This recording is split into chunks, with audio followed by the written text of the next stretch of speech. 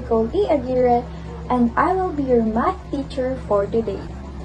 We will be tackling about solving of rational inequalities. Are you excited? Let's begin! Solving rational inequalities. Before we proceed to the solving, let us first know the different definitions related to our topic. So what is inequality? An inequality shows a comparison between different qualities or expressions using the symbols should not be equal to, less than or equal to, greater than or equal to, and greater than. So the critical values of a rational expression is a number that makes the expression undefined or equal to 0. And lastly, rational inequality uses any of the symbols and contains at least one rational expression. Here are some few examples of rational inequality. Now that we already know different definitions related to our topic, let us proceed to our solving. Let's practice. Example number 1.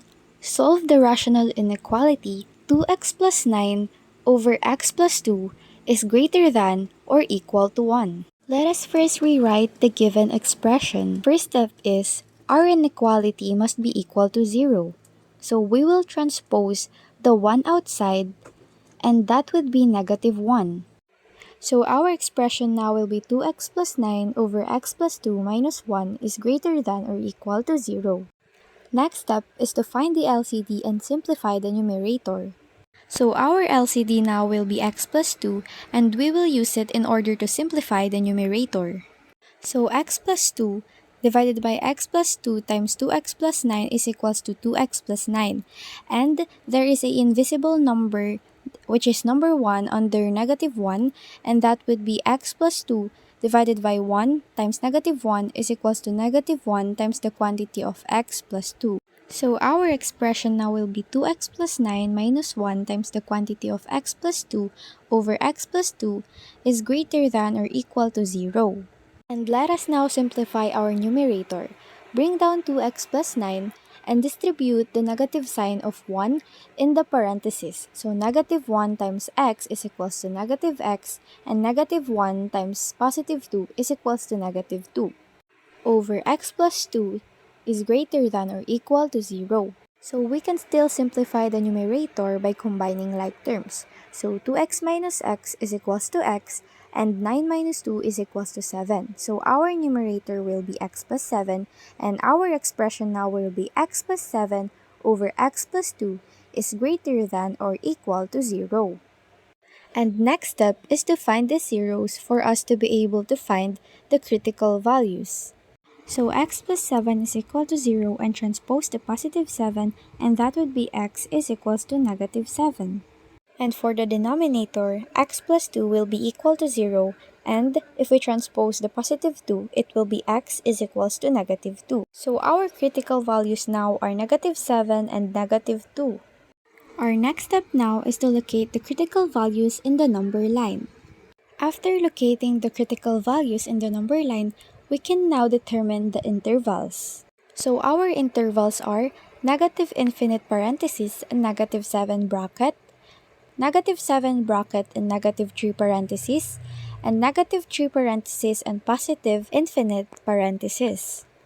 Note that we can use bracket in the numerator if the symbols used in the expressions are greater than or equal to and less than or equal to.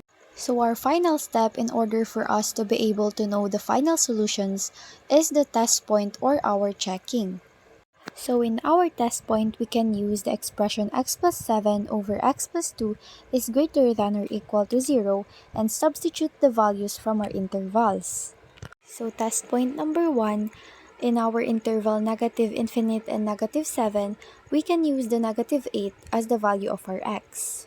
So negative 8 plus 7 is equals to negative 1, and negative 8 plus 2 is equals to negative 6 is greater than or equal to 0, which makes it true. Next test point is negative 4 as the value of our x. So negative 4 plus 7 over negative 4 plus 2 is equals to 3 over negative 2, and that is negative, which makes it false. So number 3, 0 as the value of our x, and that would be 7 over 2, and that is true. So our final solution set now is negative infinite parentheses, negative 7 bracket is union with -3 parenthesis, and +8 parenthesis. So before we end this video, let us first answer two questions regarding our topic in oral communication. So the types of communication strategies I have used are the following. So the first type I have used is the nomination, which means opening and establishing a topic in a conversation, which is the solving of rational inequalities. The second type I have used is the restriction. Since the discussion was via YouTube, the students who will watch the lesson has limited opportunity to contribute or speak to the conversation. The third type I have used is the topic control, which helps me maintain the flow of the conversation by not changing the topic. The fourth type I have used is the repair. I used repair to fix some violations during discussing the examples I have given. Last type I have used is the termination. After discussing the topic, termination helps me end the conversation.